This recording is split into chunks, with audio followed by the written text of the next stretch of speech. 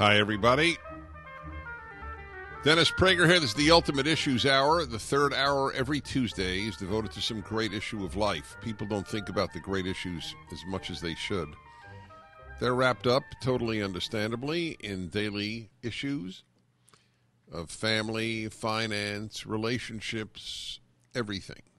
And on the news, you just get what is brand new, and now this, or coming in now, or whatever it might be. But the great issues of life are the big ones. They're great issues for a good reason. Well, as it happens, the topic today is capital punishment, but specifically a Catholic defense of capital punishment, coinciding really well with the release of the latest Prager University video. In this case, I am the presenter. The case for capital punishment, or as it is titled, is capital punishment, is the death penalty ever moral? My guests are Edward Feser, F-E-S-E-R, Associate Professor of Philosophy at Pasadena City College, Pasadena, California, and Joseph Bessette, Professor of Government and Ethics at Claremont, McKenna College. Professors, welcome to the Dennis Prager Show. I'm not hearing anything. The professors are not hooked up. They're probably talking, and I can't hear them. So I will just repeat, my friends, or introduce this further by noting to you that the most Catholics right now believe that the church is opposed to capital punishment. And that is one of the reasons that I think this book is so good and so important. By man shall his blood be shed. That is from Genesis, by the way. Notice by man, not by God. By man. All right, we are now hooked up. Professors, welcome to the Dennis Prager Show. Thanks for having us. Yes, it's a pleasure to be with you. Thank you kindly. I wish I had told you in advance about the video, because you would have gotten a great deal of joy of seeing the case for capital punishment. But I believe, I don't know if Ed had a chance, but I watched the video earlier this morning. Oh, good. I didn't have a chance, but that'll give me something to do after the interview. Exactly. All right. Now, I got to train my ear to know which one of you was speaking. So until then, you might want to just say, this is I, or, this is whoever. Okay, a Catholic defense of capital punishment. Was my statement correct that the average Catholic believes that the church, or Catholicism, is opposed to capital punishment? I would say, this is Ed Feser speaking, I would say that that's absolutely accurate, that the average Catholic does believe that. Probably the best way to start, though, to explain what's wrong with that common assumption is with a statement made by then Cardinal Ratzinger, later to become Pope Benedict XVI, in 2004 during the election year in the United States when he issued a memorandum. Remember, this was a time when there was this question, it was widely debated during the election year, whether communion ought to be denied to politicians who supported abortion, right? So Cardinal Ratzinger, who was then the chief doctrinal watchdog of the church. By the way, go ahead. You were going to say it. Pope Benedict. Yeah, later to become Pope Benedict XVI, he issued a memorandum where he said that where capital punishment is concerned, because some people said, well, if you deny communion to Catholic politicians who support abortion, shouldn't you deny it to Catholic politicians who support capital punishment? And then Cardinal Ratzinger explicitly said in this memorandum in the year 2004 that there could be, and here I'm quoting him verbatim, there could be a legitimate diversity of opinion even among Catholics about capital punishment, but not, however, with respect to abortion and euthanasia. These are fundamentally different moral issues. And he said that a Catholic could even be, quote, at odds with the Holy Father on the issue of capital punishment, but not for that reason be unworthy to receive Holy Communion. So the key difference here is that the Catholic Church has always recognized the right, at least in principle, of the state to apply capital punishment, because capital punishment involves killing the guilty, whereas abortion, euthanasia involve killing the innocent. So there's this fundamental difference. Yeah, it drives me crazy that people don't see that it's different. Yeah. I'm pro-life, no matter what. I don't know, what does that mean? So then are you a pacifist as well? It's an amazing moral confusion. So let me go back, though. it is fair to say if a Catholic says at this time the Church opposes capital punishment, is that not an accurate statement? Well, Joe, you want to take that one? The key issue that we address in the book is the difference between the doctrines of the Church and the prudential judgments of people in the Church and public officials and others. And so our argument is that doctrinally the Church has always allowed for the death penalty under proper circumstances. And much of our book is to make that clear, and much of the book, the first half or so of the book. The second half, Ed is an expert in Catholic philosophy and theology generally, and especially Catholic philosophy and theology. My area is political science and criminal justice, and so we developed this collaboration, which we thought would be quite useful for exploring the whole range of issues regarding the death penalty and Catholicism of the death penalty. So if members of the Church today are teaching that we shouldn't have capital punishment, and there's no doctrinal prohibition against having capital punishment, as Cardinal Ratzinger made quite clear in 2004, then their argument must be that it does not serve the common good, or it has bad side effects, or it undermines the public good in some way. So we think that if members of the Church believe that they're wrong. We believe that it does serve the public good in many ways, and a good chunk of our book is laying that out. Great, it's a great book, and it's very, obviously, look, I'm not Catholic, and I think it's incredibly important. I am unhappy that this has happened, so that's my next question. Right. If I'd have interviewed a cardinal, almost any cardinal, 75 years ago, wouldn't the answer be yes? The Catholic Church supports the death penalty under proper circumstances. Absolutely, yeah, absolutely. All right. When did the change? Maybe I can just give you just a specific example of that. So I'm the older of the two of us, and when I was raised I'm a cradle Catholic and raised within the Church. Back in the 1950s and 60s, we used something called the Baltimore Catechism. I don't know, Dennis, if you've heard of the Baltimore Catechism. I have, absolutely, yep. It's the standard catechism used in the United States to teach young boys and girls the faith. Right. The Baltimore Catechism specifically says, I'll read you one sentence from it. So the question is, under what circumstances may human life be lawfully taken? And the catechism is set up in a question and answer format. And the answer is that there are three cases where human life may be lawfully taken. So self-defense, just war, and here's the sentence on the third example of when human life may be lawfully taken. Quote, by the lawful execution of a criminal, fairly tried and found guilty of a crime punishable by death, when the preservation of law and order and the good of the community require such execution. That was standard Catholic teaching in the 1950s and 60s. So you're absolutely right that if you went back 50, 60, 70 years ago and asked Catholic cardinals or bishops, this is the answer that they would have given. Okay, great.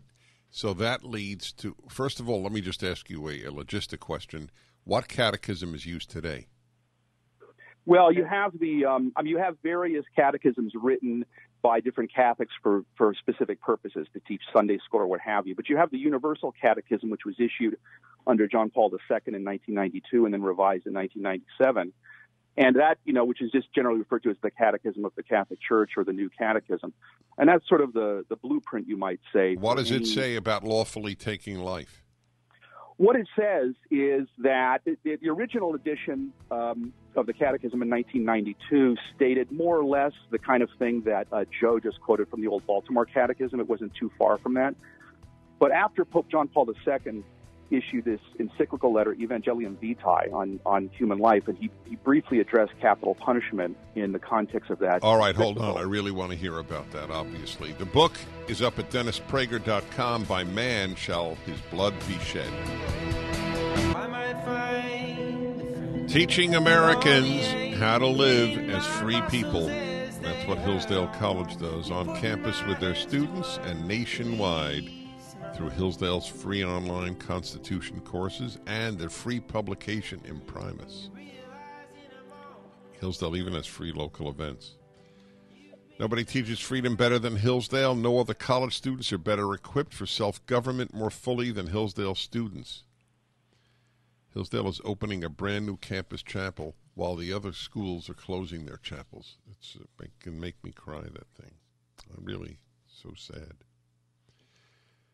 Anyway, Hillsdale doesn't take anything from the government. So all I ask you to do is go to pragerforhillsdale.com. And if you care about freedom and learning about America, it's all free. pragerforhillsdale.com. Catholic teaching on capital punishment is the subject of this Ultimate Issues Hour. The third hour every Tuesday is the Ultimate Issues Hour. The book is By Man Shall His Blood Be Shed. The verses from Genesis, all through Catholic history. The Church has affirmed the right of the government to have a death penalty for murder. And then I'm asking my guests, both professors, the authors of this book, Edward Feser and Joseph Bessette, what change took place. And sure enough, John Paul II, is that correct? He issued an encyclical?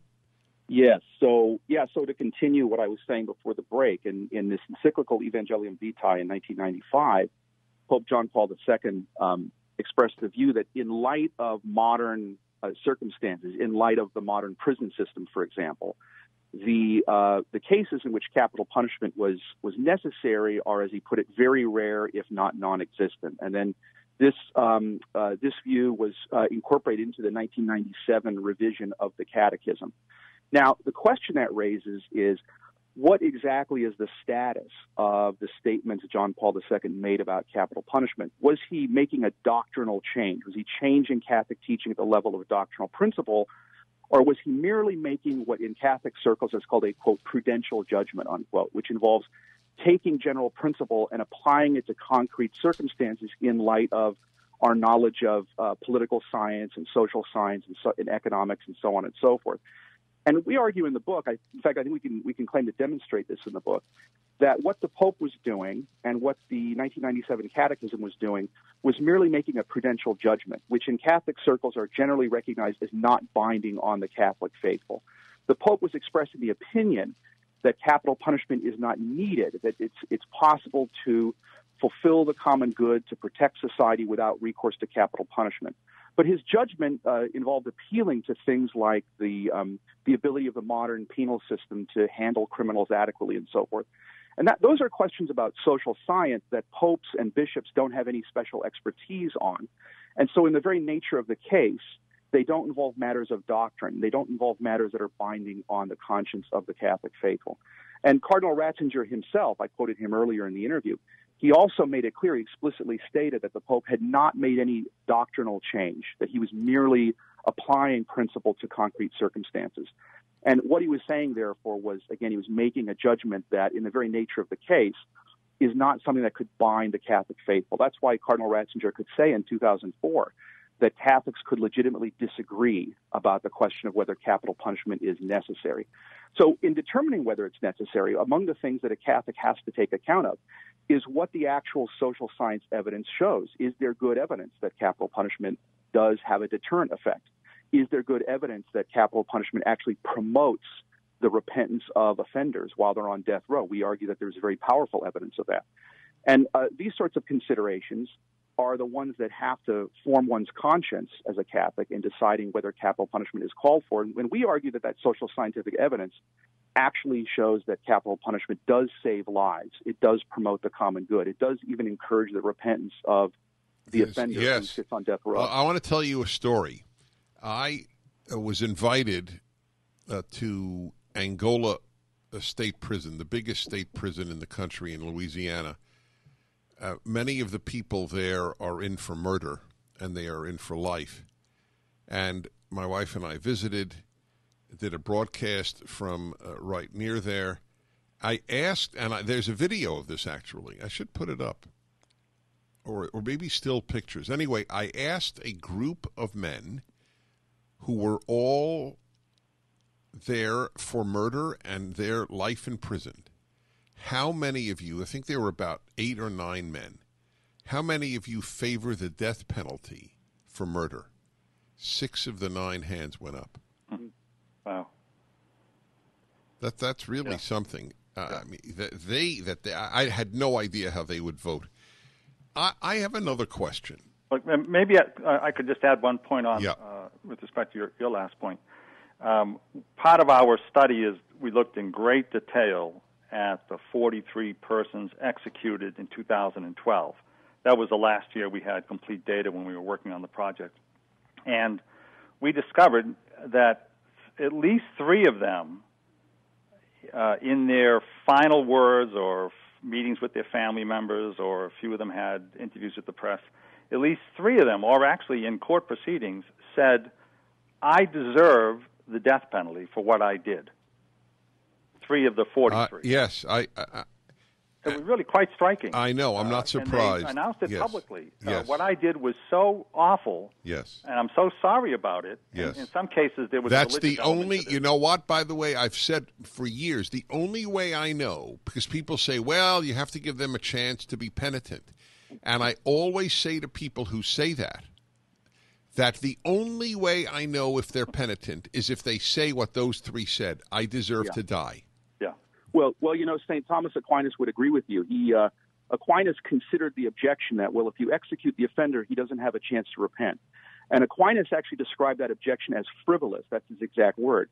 And he said that if a criminal facing the prospect of death, imminent death, does not at that point, if that doesn't make him repent and turn to God, then it's very unlikely anything else would.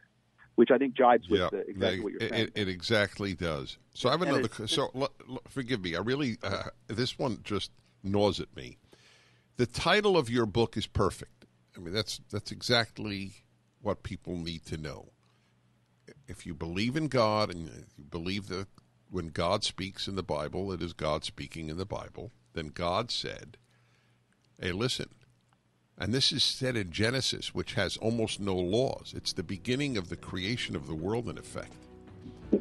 You take the life of a murderer and man do it. Man, not me, God, man. So my question for when we come back is, how does a Catholic justify, even a pope, saying, in effect, Genesis and God are wrong? Back in a moment. The book is up at DennisPrager.com. Haven't seen the back of us. We will fight as long as we live. Hi, everybody. Dennis Prager here. The Prager University video this week is actually given by me. Is the death penalty ever moral? And I have 2 Catholic scholars on, or 2 scholars who are Catholic. Maybe that's the better way. What do you want to be known as? 2 Catholic scholars or 2 scholars who are Catholic? I think either one's fine with me. Yeah, well, Ed is, of course, a scholar of Catholic philosophy and theology. My areas are, I think I mentioned before, political science. Yes, I know. Right. I am a Catholic who is a scholar. Gotcha. All right. Anyway, both of you are both. The book that they have written, By Man Shall His Blood Be Shed, is very important. A Catholic Defense of Capital Punishment. And we have it up at DennisPrager.com. So my question before was, and by the way, Jews too. I'm a Jew. I'm a religious Jew, and I asked Jews, I asked rabbis, the same question. I don't get it. It says in the Bible, or I'd say to a Jew, it says in the Torah that it's. By the way, I don't know if you mentioned this, and I suspect you didn't. You will find this fascinating. In the 5 books of Moses, known as the Torah, where all the laws are, capital punishment for murder is the only law in all 5 books of the Torah. Yes. That's how important it is. Right. So I ask you, even the popes or cardinals or the philosophers, I mean, the Bible is still the Bible. How do they justify really teaching that it's wrong? Well, yeah, that's an excellent question. And the first thing to note is that Pope John Paul II and Pope Benedict XVI were always very careful to qualify their statements and to reaffirm that the Church teaches now, as she always has taught, that capital punishment is not intrinsically wrong. It's not comparable to abortion. It's not comparable to murder. It's not comparable to euthanasia. And precisely in part because Scripture affirms the legitimacy of capital punishment. So their arguments were always, by way of emphasizing that even if capital punishment is legitimate, there are reasons why it's, at least in most cases, better to refrain from applying it. But you do find some bishops and you do find some Catholic theologians who go far beyond that and make very extreme statements that seem to put capital punishment on a par with murder and with abortion and so forth. And part of the reason we wrote that book is to point out just how theologically dangerous that sort of rhetoric is, because the Catholic Church itself teaches that Scripture cannot teach error where matters of faith and morals are concerned. So if the Church were now to start to say that capital punishment is intrinsically wrong, then she would be contradicting Scripture itself, and she'd really be undermining her own authority. The Church would be saying that Scripture and the Catholic Church for 2,000 years have been getting it wrong, but now we're getting it right when we say that capital punishment is intrinsically evil. Well, if we couldn't trust the Church and Scripture for 2,000 years, how can we trust any pope or any bishop who would make this radical reversal? Exactly. Phone number here is 1-8-PRAGER-776. I'll be happy to have you folks call in, 877-243-7776.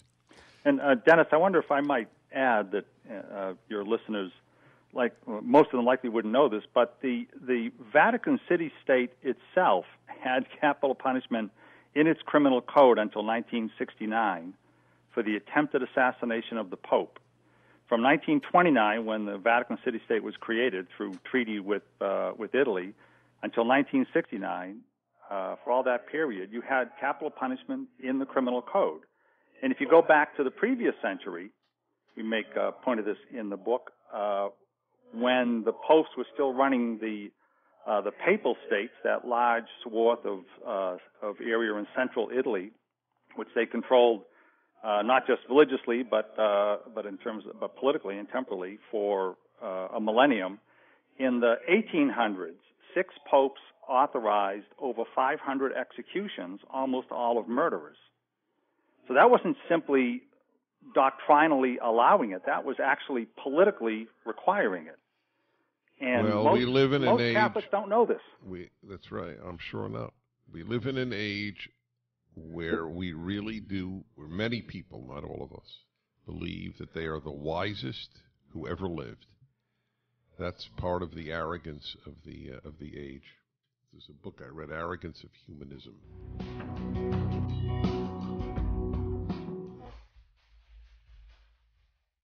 That's correct. AMAC is the organization. If you care about this country like I do,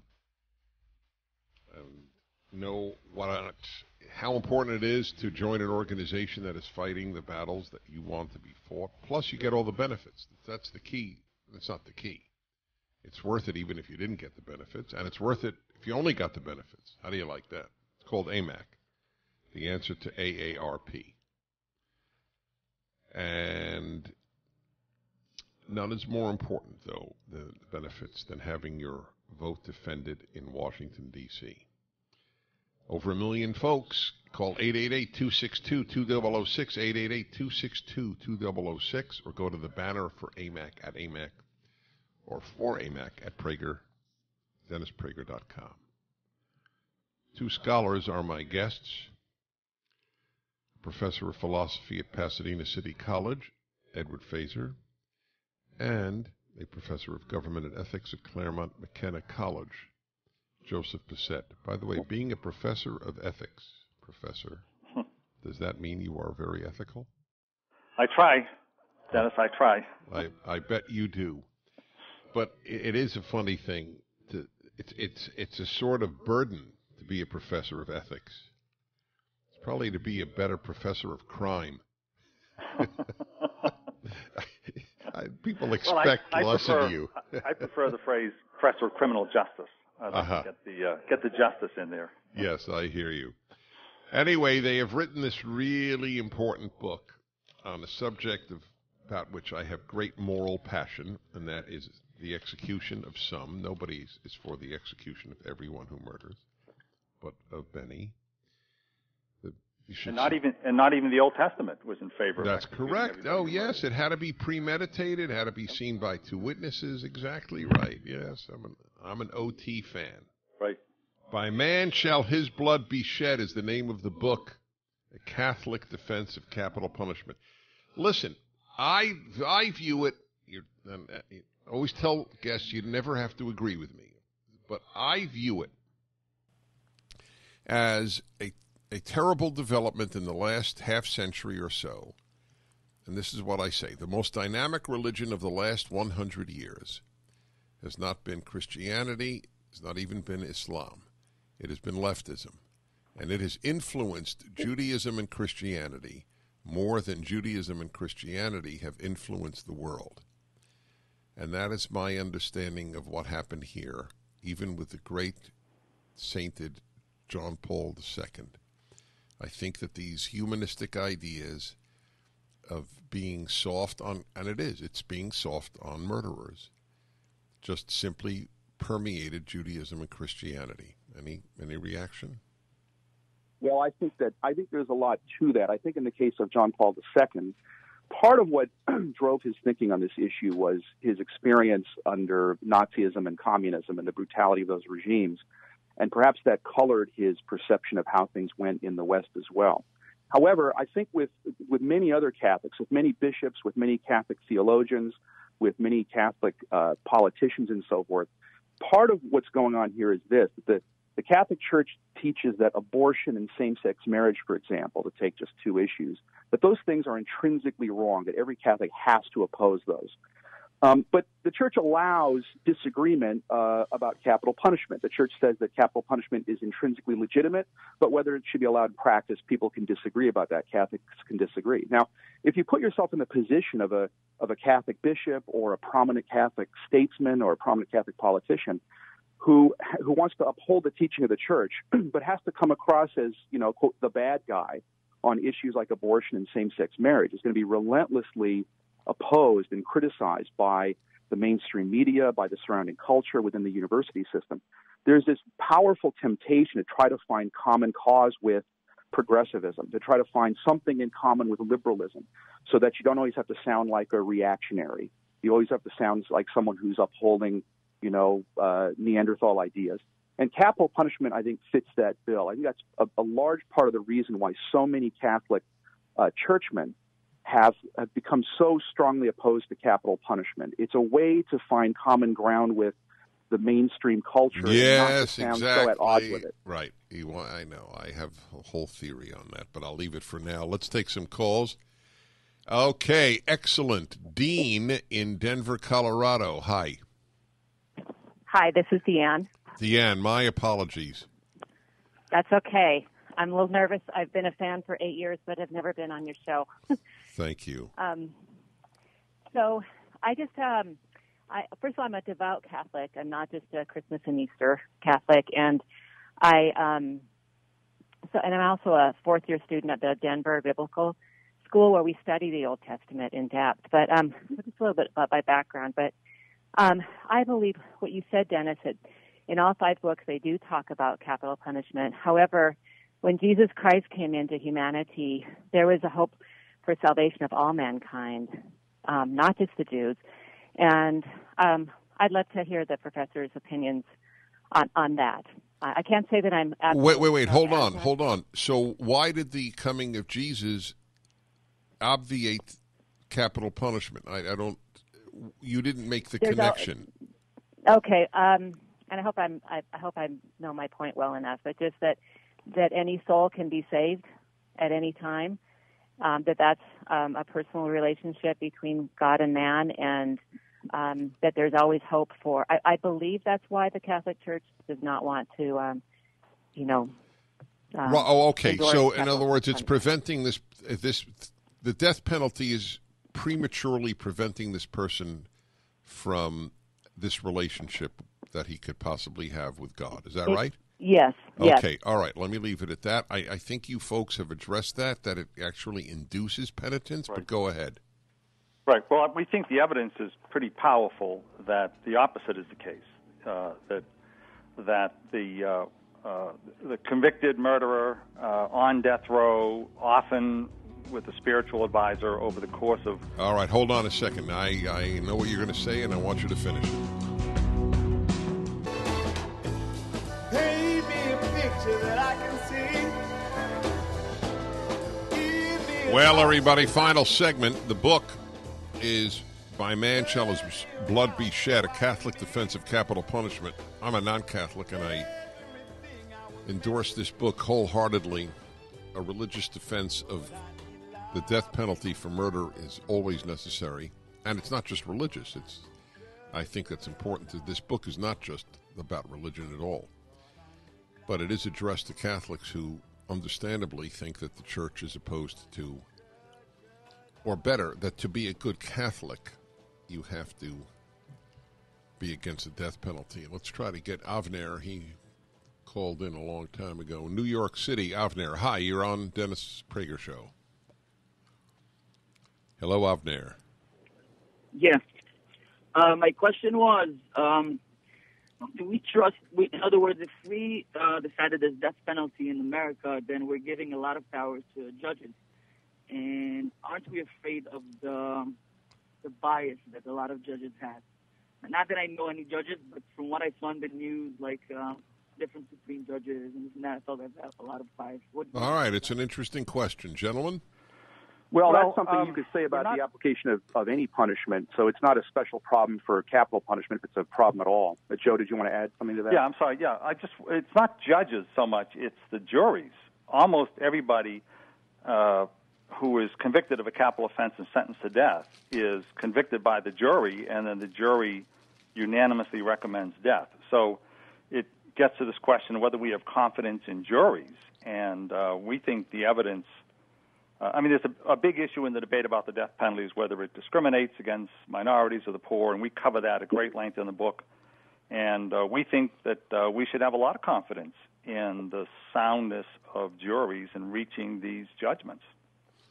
So tell me, when that woman, Deanne, called in, so tell me, because this is foreign to me, I simply don't understand the argument. You don't execute a murderer because you're depriving him of the opportunity to repent or to establish a relationship with Christ or whatever. I simply don't. Maybe it's because I was raised in another religion, but whether or not a man should be executed should be independent of whether or not he has an opportunity to repent. Yes, we would agree. We would agree with that. Okay, all right, we got to leave it at that then. I hate it, but I hear the music, and I want to tell everybody what book you wrote. By Man Shall His Blood Be Shed. Professors, thank you so much. Thank you.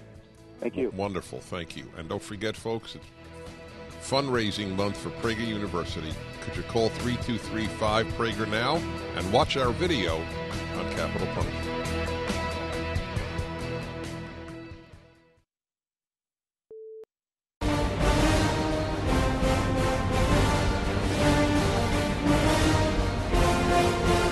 All right, everybody, Dennis Prager here. I don't believe that we have actually had a dialogue before.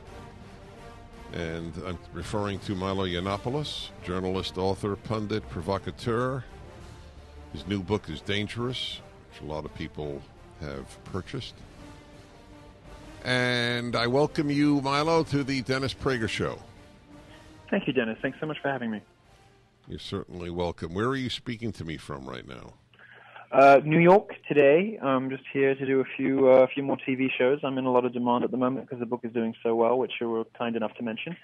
So, we're just C-SPAN today and a bunch more things next week. So, just a little hotel room in New York. How are they treating you in light of the trouble you got into for a comment? We'll get that out of the way at the beginning because that's the elephant in the room. But how are you being treated by the mainstream media? Well, I'm not, actually. Huge demand from, smaller networks like C-SPAN. But this book has been it's now in its fourth week as a New York Times bestseller. And I haven't been on a single major TV station. I haven't been on the book has not been reviewed by a single major publication. And I think there's a simple reason for that. I don't use the word conspiracy lightly, and I didn't used to treat very seriously the complaints of conservatives who said they had to, work 5 times as hard to achieve the same level of success as liberals because of the publishing industry, the media, and whatever. But boy, is it true. And having experienced it now myself, and they hate me particularly with a particularly brightly burning vitriol. They are especially venomous and malicious when it comes to me personally. There's a total media blackout on probably the most fascinating phoenix-like return to prominence in recent journalistic and media history, but they just won't touch the book. So we are, we're selling hundreds of thousands of copies. We're making a ton of money. We are, more importantly, reaching hundreds of thousands of Americans who are worried about the collapse of free speech on college campuses, in Hollywood, in the media, and all the rest of it. People are reading and loving this book. The reviews on Amazon are incredible. But we're doing it without the media. We're doing it in spite of them. I guess it's hardly surprising that a book that is aimed that is aimed as squarely at the media as it is at college professors would attract their displeasure. But I suppose I wasn't quite prepared for the conspiracy of silence surrounding this book. We've been in long conversations with some of the big flagship nightly news shows on ABC, NBC, Fox. And in the end, everything always breaks down. We accommodate their every whim, their every demand, their every question. I don't like doing non-live television. I really prefer to do live television because I've seen how deceptively CNN has edited me in the past. So our only request is, can it be live? And when they say no, we've said, okay, that's fine. We'll do a pre-record. You can do what you want to it. And they still won't take it. I think what's happening is, some of your listeners may be aware that I did an NPR interview, and I think I came across as so reasonable and likable and persuasive that the only thing they could do was not broadcast it. And NPR has form, as you probably know, because you've been doing this for longer than anyone else. NPR has form here. And so they just canned the whole thing. They binned it because it was an hour-long. I flew to New York especially for that interview. It cost me thousands of dollars to come and do an hour-long radio interview with NPR, and they didn't even broadcast it. Why? There's no reason anyone can think of other than they were trying to suggest that anybody who is a fan of the current president must be either a redneck or a moron. And I was neither of those things. I was articulate and intelligent and persuasive, and they just couldn't have it, so they didn't broadcast the interview. Luckily, my cameraman was in the room, and he caught it, so we dropped it on my YouTube, and it did very well. But as far as the mainstream media goes, they are happy to report on the misfortunes of conservatives, but they will not report on anything good that happens to them. And, we've sold a lot of books, and I'm happy, but just imagine. Let me react to one of the earlier things you said, that you don't use the word conspiracy lightly, but now you're more sympathetic to the term with regard to the left-wing media, which is the mainstream media. Yes. It's actually, in my opinion, it is actually worse. I wish it were a conspiracy. It is worse than that. I see what you mean. They just all think the same. They don't even have to collude. That is correct. yeah. I'm not kidding. They do not meet with one another. They don't. It is independently done. As the target of this media, especially in this last week, because I'm conducting a symphony orchestra in one of the most liberal cities in the country. So I heard about that. Yeah, I heard that. So I know. I mean, your point. Really in the lion's den, huh? Yes, but so 1/10 of the look. This is about you, but I just want to emphasize that I know how true what you're saying is.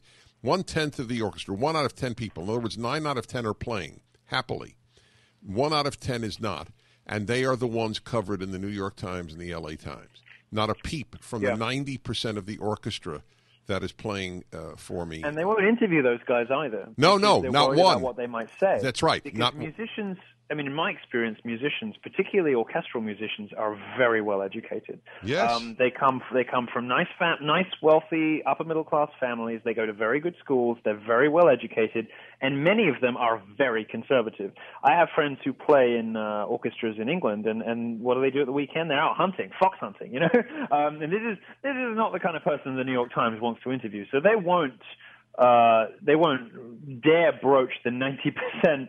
Either Republican, Libertarian, or just politically indifferent composition of the orchestra. They'll only cover the 10% of malcontents. And that is, of course, how we got into this situation in America in the first place. This is how the First Amendment started to get eaten away at in the first place. College professors and faculties, and administrators, who are the real problem, of course, because there are people who are too stupid to be professors, but they actually get to run the place. College administrators and faculty listen to the noisy 10% of malcontents instead of the 90% of people who either think the opposite, think something in the middle, or don't care. In other words, the normal people. They listen to the 10%.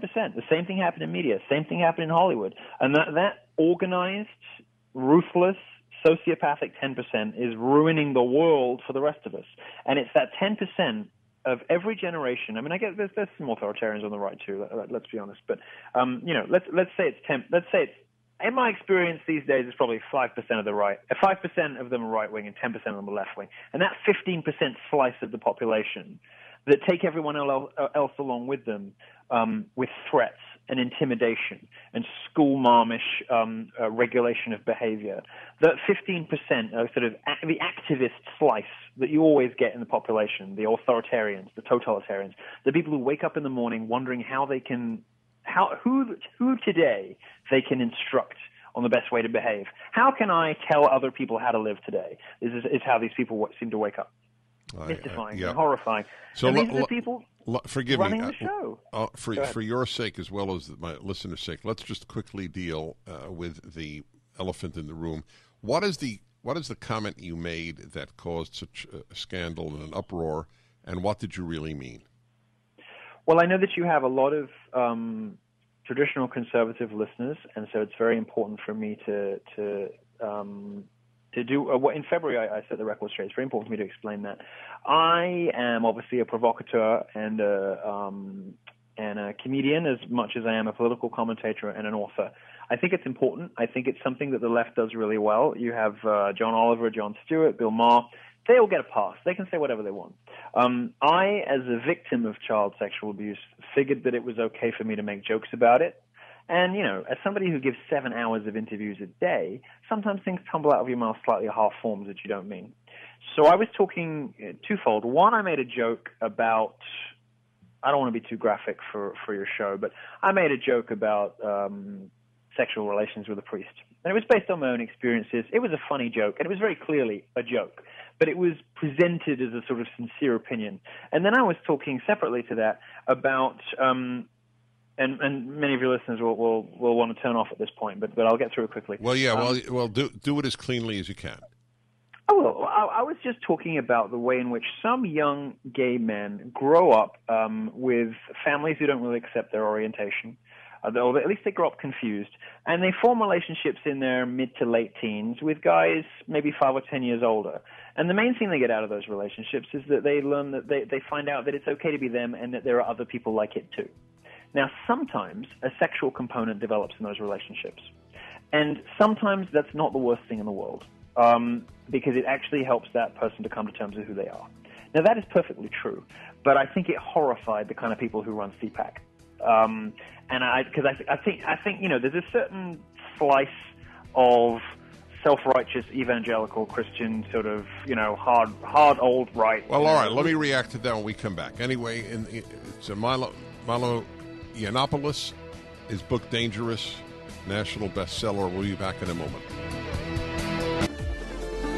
Okay, everybody. I'm speaking with Milo Yiannopoulos, the journalist, author, pundit, provocateur, and he even said now comedian. The issue is primarily free speech. His new book is Dangerous. It's a national bestseller. He got in trouble for one comment. Let me just say a few quick things because I don't want to spend the hour on this specific comment. I don't agree with the comment, and a lot of people don't agree with the comment. As it is, kids are being, in my opinion, hypersexualized at a very young age, and of course, I want to make clear on his behalf, he's talking about kids in mid-teens and older. He's not talking about prepubescent, for which you have absolutely no tolerance. Is that correct? I have nothing but disgust for it. And I know also, I know that this is a difficult subject, and I know that it's something a lot of people don't want to hear about. I know that it's something that turns people's stomachs, but there are some shades of gray. There are some unsayable truths. And the fact of the matter is, when you grow up gay, sometimes you do reach out to people for comfort and support and all the rest of it. I was talking strictly, only, and specifically about consensual relationships between mid and older teens, with men who are slightly older than that. There was a misconstrual of what I said to mean that that I was endorsing relationships with 13-year-old boys and all this kind of stuff. None of that is true, and as I've made very clear, that fills me with absolute disgust. And I know that for some people, there's a sort of weird equivalence between homosexuality and pedophilia, which is of course completely is damaging and untrue. And I wouldn't like to think that I had helped that stereotype along, which is why I apologized in February as I did. But I'll note, if anybody needs any reassurance on that subject, and I understand that some listeners are going to find it an uncomfortable thing to think and talk about, and want to make sure that they're, that they're listening to a decent human being. I note that in the reporting history of my critics, there isn't a single instance, in many cases, Jake Tapper at CNN, for instance, who was vicious about me on his Twitter feed. Well, Jake Tapper has never done any serious work about child abuse. Jake Tapper has never exposed pedophiles. Jake Tapper's done nothing on the subject except loudly proclaim his disgust because the person who misspoke, as I did, had conservative points of view. I, on the other hand, have done it 3 times. I've devoted, perhaps as a result of what happened to me when I was younger, I've devoted large portions of my reporting career to exposing pedophiles. I did it with a transgender pedophile during the Gamergate controversy last year or the year before that. I did it with a technology founder in London. I was the first person to call out Salon for publishing articles by the so-called virtuous pedophile Todd Nickerson. Salon is a left-wing blog that used to publish Todd Nickerson. He called himself a virtual pedophile because although he was attracted to children, he never acted on the instinct. And I drew attention to some of his internet postings that were posted under a pseudonym that suggested something a little different. When this controversy happened around me, Salon went back and deleted all of Todd Nickerson's articles to cover themselves because they knew all along that they were in the wrong. I would challenge any of my critics to point to a sliver of the kind of reporting that I have done about child abusers and child molesters, because it's all very well for them to virtue signal and be high-minded and seize upon something that I shouldn't have said that tumbled out of my mouth at 2 a.m. on a 3-hour-long internet live stream. What have they done in their careers to actually save children from predators? Because I've done a lot. And it might be as a result of my experiences that I've done a lot. So, I hope that people can see that my record speaks for itself. And the thing about America is it's very forgiving. I think if people, and one of the things I like about America that it is different in Europe, one of the things I noticed after this happened in February was that, I think the book sales speak for themselves on this account. If people are persuaded that your account of your actions and your explanation for what happened is sincere, and that you were misrepresented and that the media kind of ran with something that wasn't true, and in many cases they knew wasn't true, and you offer a complete account and an apology even if you don't really deserve to give one, but you do it anyway. I think America is very forgiving, and particularly if they enjoy the other stuff that you do and they think you're worth keeping around. So I'm happy to report the book is doing phenomenally well, because I think Americans are not dumb, and they treat much of what the media says about me with the same grain of salt that they treat media reporting about Donald Trump. All right. Thank you for that, and I'm going to move on. You've gone to college campuses, like the infamous incident at Berkeley. What exactly happened at Berkeley?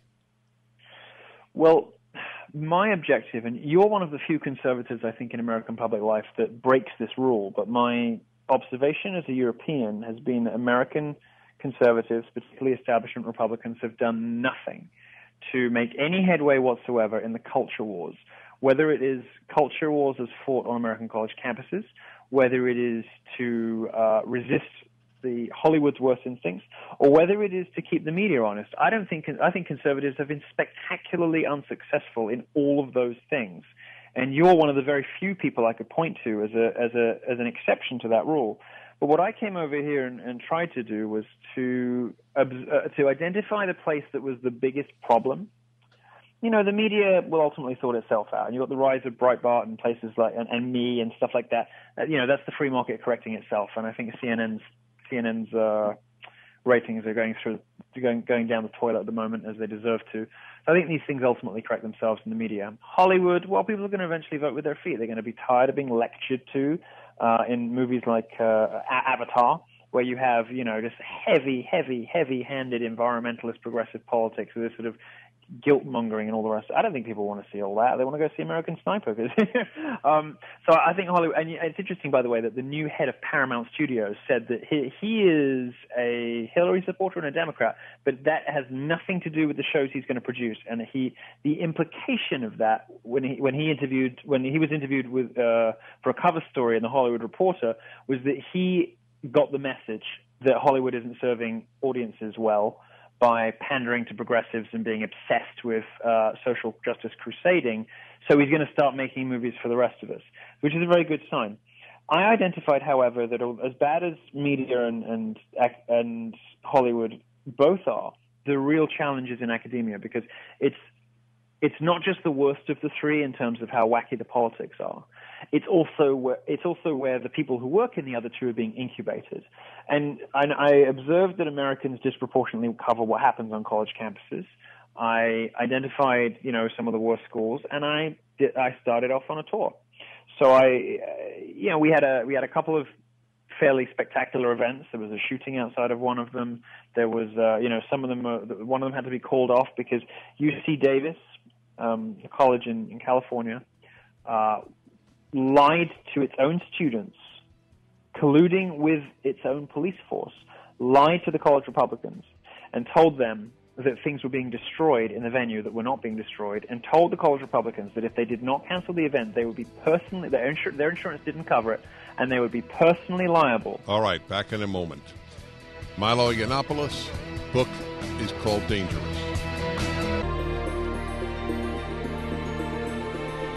Yes, indeed, everybody. AMAC, major sponsor of this program, and I am a major enthusiast of AMAC. It goes both ways. Supporting them, and all my sponsors, by the way, supporting the show. Talk radio doesn't exist in Europe. It's part of the reason that the indoctrination by the mainstream media is so entirely successful. So this is very important to remember in general when you hear advertisements on these shows. Every so often, I really feel morally bound to make that comment. AMAC is one of these sponsors, and it is the alternative, the conservative alternative to AARP. So you should know about that. And if you are 50 or over, there are tremendous benefits to joining. Go to amac.us, that's amac.us, or call 888-262-2006, 888, that's easy to remember, 262-2006. That's it. That's AMAC. Or there's a banner at my website. It's pretty easy. So join now. I'm speaking with Milo Yiannopoulos, the very well-known journalist, author, pundit, provocateur, and he is a battler for free speech. And the examples, he was just giving one with regard to UC Davis. Of course, there was UC Berkeley. Is there any campus that you've spoken at without incident? Yeah, there have been a couple. There are a couple of schools that are a little more sensible, like Vanderbilt wasn't too bad. And there was one lone protester, and I have to be honest, I don't remember which school it was at. Most of the colleges that are more sensible tend to be in what I call real America, so down south. I spoke to a packed-out crowd of 1,200 Republicans in Louisiana at LSU, and I don't remember there being any protesters there. But once you get to the coasts, all hell breaks loose. And what is your primary message other than testing the waters of free speech? What is it you want to communicate? Well, each of my speeches is about a different subject. So I'll talk, for instance, on Tuesday it might be about abortion because I am ferociously pro-life. On Thursday it might be about Black Lives Matter. But the red thread running through all of them isn't necessarily the question, the specific subject or question at hand. The red thread running through all my talks is that America should be the land where you can do, say, and be anything. And there's a huge, a strand of libertarianism among the post-millennial generation, which really, really hates feminism, Black Lives Matter, the progressive left. They don't like BuzzFeed. And I have a kind of unique insight into these people because my fans start at 13, 14, 15, and I don't think any other conservative in the country has that. So I'm starting to see the generation after millennials bubbling up now. I also see some of the more engaged and sensible college students. And I'm realizing there's a bit of a generational shift happening, and I'm right on the forefront of it, where people want to return to the original meaning of the First Amendment. They want to be free to practice whatever religion they want, say what they want, do what they want, express the politics they like. They want to be able to talk about things without fear of social censure. They want to be able to talk about mythology like the wage gap or campus rape culture, and they want to be able to do so without fear of losing their jobs. Look at this guy at Google this week who wrote a reasonable. I'm not constitutionally capable of writing a document as reasonable and calm because of my nature, as he did on a very controversial topic, which was Google's inherent progressive bias and its hostility toward conservative and points of view, and its dogma on some gender issues. And it was the most reasonable, well-researched, fair thing I've read on the subject in a very, very long time. What was the reaction? He got fired. It proved his point. And that's what I seek to highlight in young people when I speak to them. And I have 2.2 million people on Facebook. There's a huge fan base out there now of people from me who just want to, and many of them, by the way, are not conservative. Hopefully we'll win them over eventually. But I don't care if we do or we don't in a way, because the bigger fight is creating that level playing field, that open, even marketplace of ideas that J.S. Mill envisioned in On Liberty, which currently does not obtain in the United States of America. And I thought it would. Now, I came over here from America, from Europe, rather. Milo, it did. The America I grew up in is so different from America today, it is almost unrecognizable. The freedoms that were just taken for granted on every level. I would buy my mother cigarettes. Just to give you an example, my mother would send me to the candy store at 10. I'd pick up a pack of cigarettes for her. His book is called Dangerous. We continue with Milo Yiannopoulos.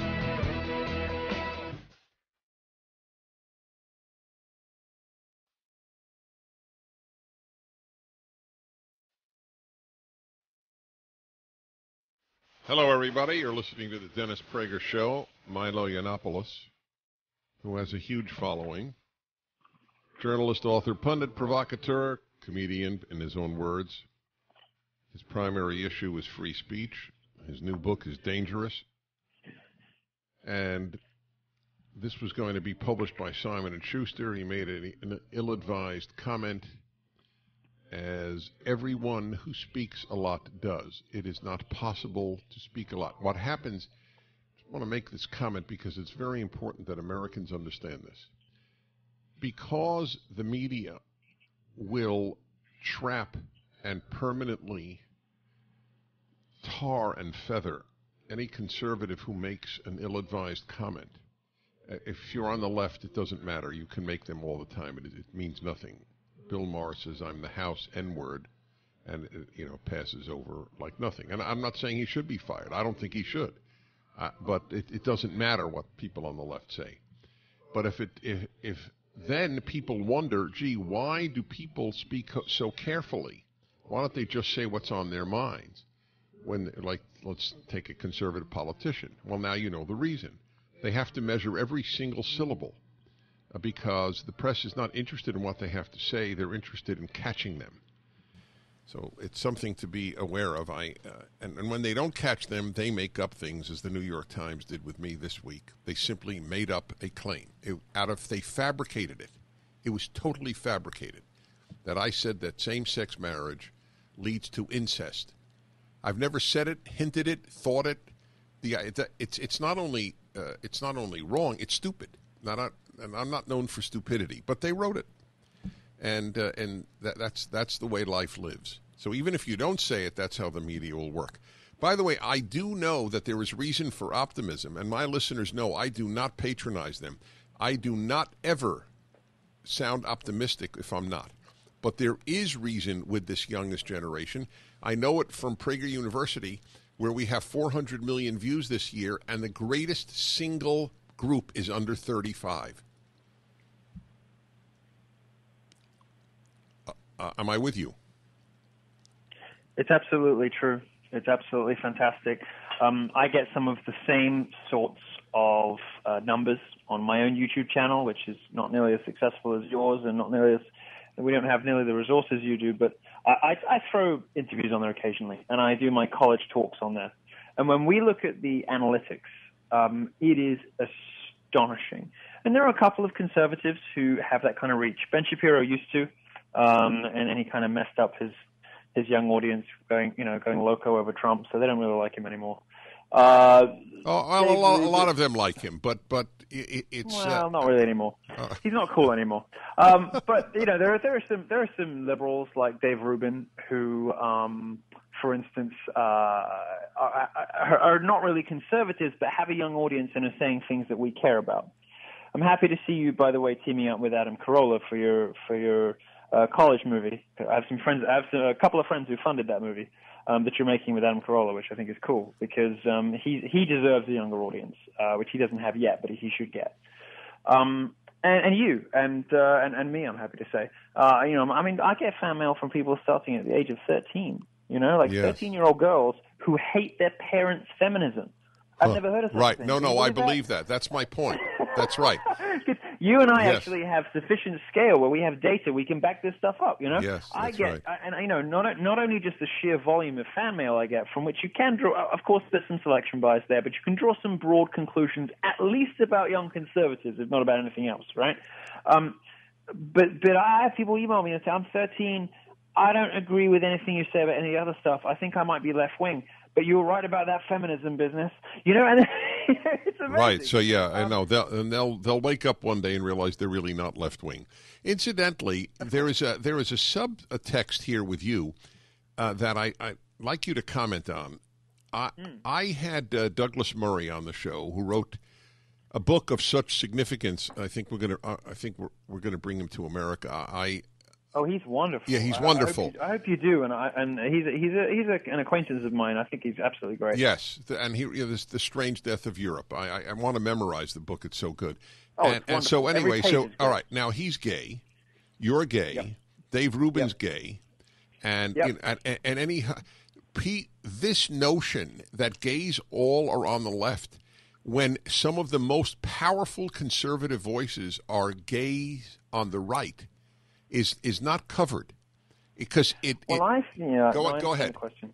I think it's explained by the fact that gays are natural contrarians. They brought up with the sort of dissident sexuality, and I think it has psychological ramifications. I think there's something about the gay psyche that makes us natural contrarians, which means that in the 60s, of course, gays would all be left-wing, but in the 2010s, and boy, just wait till the 2020s, gays are going to rebel against the establishment, and it's very clear who the establishment is now, left-wing. And so you're seeing gay people recapturing that spirit of mischief and defiance and diffidence, which has always characterized gay culture. You're seeing gay people now start to pick that up and run with it. They realize, they look actually out in the world with facts and reason and logic instead of emotion and pandering from the left. And they're like, well, if I want to rebel, who do I rebel against? Well, it's the left. The left run Hollywood, the left run the media, the left run universities. If you want to be what they would have in the 60s called a queer dissident, if you want to be that these days, you have to be a conservative. And it goes much deeper even than you think. Chadwick Moore, for instance, the guy who wrote a profile of me for Out magazine, gay magazine, very even-handed profile, quoted more critics than it did fans of mine, was fired from the magazine shortly afterwards. No kidding. Stupid pretextual reason. Now he works for me. And here's what the left is doing. the left is creating an army. I mean, gays got us into this mess, let's be honest, because all these industries that are so far left, like the fashion industry and all the rest of it, vastly disproportionately overrepresented, gays are in those industries. They're creative and funny and sassy and thought leaders and on the bleeding edge of culture. So gays got us into this mess, but I think gays are going to help us get out of it. I pray that's true. Listen, this has been truly extraordinary. Thank you so much, Milo Yiannopoulos. His book is called Dangerous.